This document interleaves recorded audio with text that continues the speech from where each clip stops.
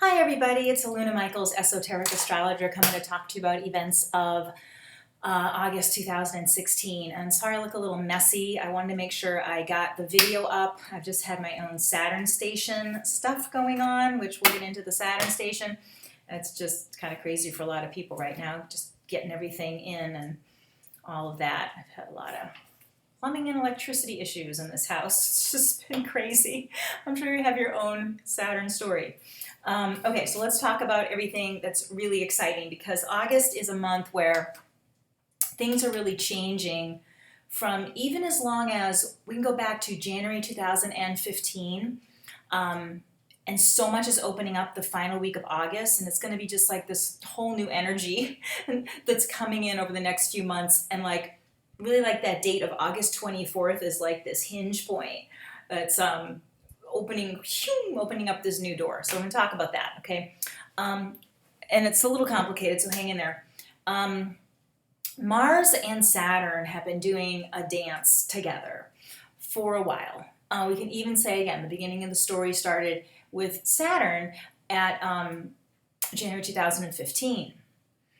And even if you push back further, Neptune was sort of involved even like 3 years ago, but let's just keep it to January 2015. Saturn was doing some stuff, okay, at a certain degree. Then when we got to March of this year, 2016, March and April, things got even more intense because Mars got involved with that same point. We're talking about between 4 and 9 degrees of Sagittarius. So especially people with something in those degrees of the mutable signs, which are Sagittarius, Gemini, Virgo, Pisces, really kind of getting hit with all that. Some things are really going to resolve because Saturn makes you take things apart very painstakingly and aggravatingly. Mars, because it did a retrograde pattern starting in April this year, can feel very frustrated. It's like, oh, I've been retrograde, and then it goes back into Scorpio. We talked about it went direct at the end of June. It went back into Scorpio at the end of May, went direct at the end of June. Mars just went back into Sagittarius August 2nd. Yay. Today's August 3rd, I think. It's the 3rd, yeah. And then, so we've got now Mars needs to pass Saturn. That's going to really help things. And that's going to be the end. That's going to be August 24th. So we'll talk about that in a minute. The other thing that we need to get out of the way, now we've got Mars back into Sagittarius, which helps. Saturn has been sitting still and is going to go forwards, yay, on August 12th. And that will help feel a lot less stuck, because when Saturn's sitting, Saturn's already about going slow, and then you put it backwards and slowing down even more. It's like, So that's going to go forward. That's going to help feel like things are moving. Even if you don't have planets at that degree, one of those degrees there of those signs, there's just a general stuck energy, so that really opens things up on August 12th. But then we still have to wait for another level of opening, which is the Mars passing by that Saturn. And at the same time, Mars passes the point where it turned retrograde in April. So you can follow that. Mars now is covering new ground, which Mars is really happy about. So that just gives two different of opening.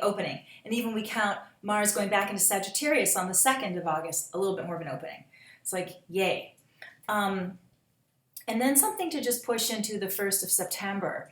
We're going to have a new moon eclipse on September 1st. It happens to be at 9 degrees of Virgo. So it's again hitting that same part of the configuration of energy, 9 degrees Sagittarius with Saturn and Mars being there on the 24th of August, and then right away an eclipse, a new moon eclipse, which is the new moon is brand new energy, fresh ideas, and eclipses take you deeper than you normally go. So you can see subconscious patterns, just kind of aha moments that you normally don't see. And, eclipses are kind of about figuring out mysteries. Because it's in Virgo, it can be about health things and stuff like that. It can be about just the specific little piece you need to push things along. And that kind of links in with the Mars and Saturn, that Mars unplugs the clog that Saturn's sitting still. It's kind of like a clog. So there's all this like, yes, this is the way to do it. This is how you push through right at this way. And at this angle, everything gives way. So there's like all of this effort you might have been using to overcome a problem or deal with an issue, whatever, wait for a result of something, you know, whatever that's about. It's like all of a sudden everything starts to fall into place, and all the effort you put in, it isn't like you need to push harder. You need a persistent, gentle pressure, but not like how Mars wants to be like, hammer the problem, you know, because that retrograde stationary Saturn is like, be patient. But still you still need to apply some pressure, but it's gentle pressure, and then it just opens, you know? And so that eclipse we have on September 1st is even more of the, we're really in new energy, okay?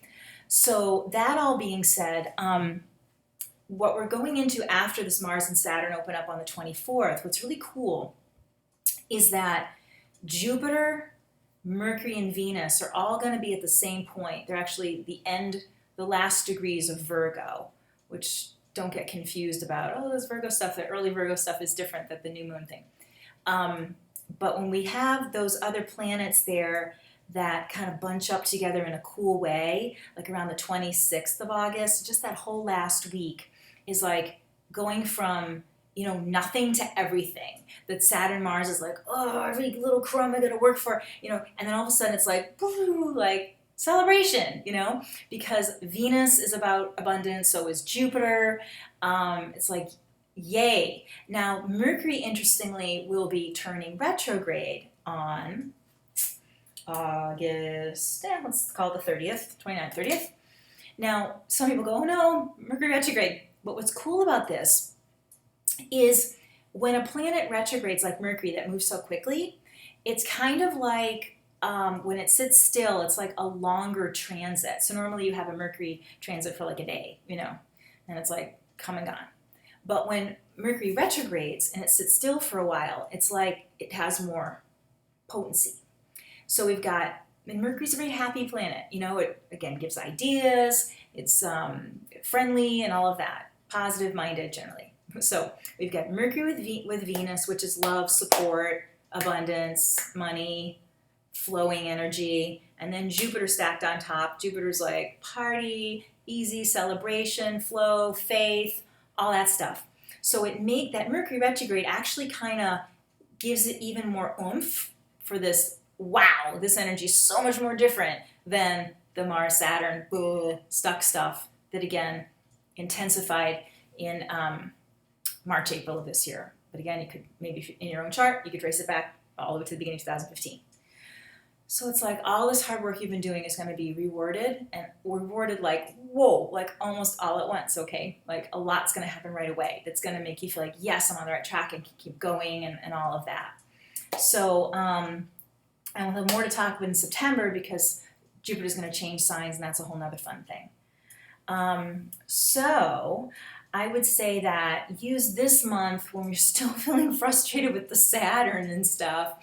It's like looking at maybe being grateful for how many opportunities you will get to look at the issue you've been working on, you know? There's 5 examples in one day of how I'm learning patience, or I'm learning forgiveness, or I'm learning to stand up for myself, or whatever it is. It's like, it'll just be hard to avoid the thing you've been working on, definitely the past 6 months or so, but again, could even be that whole 18 months. So just know that it isn't like the universe is pooping on you, or just like you never catch a break. It's like kind of like a final exam, and you're being, you know, I got that lesson, and I'm putting the lesson in action. That's kind of the blend of the Mars and Saturn. It's like I don't just know it, I can do it.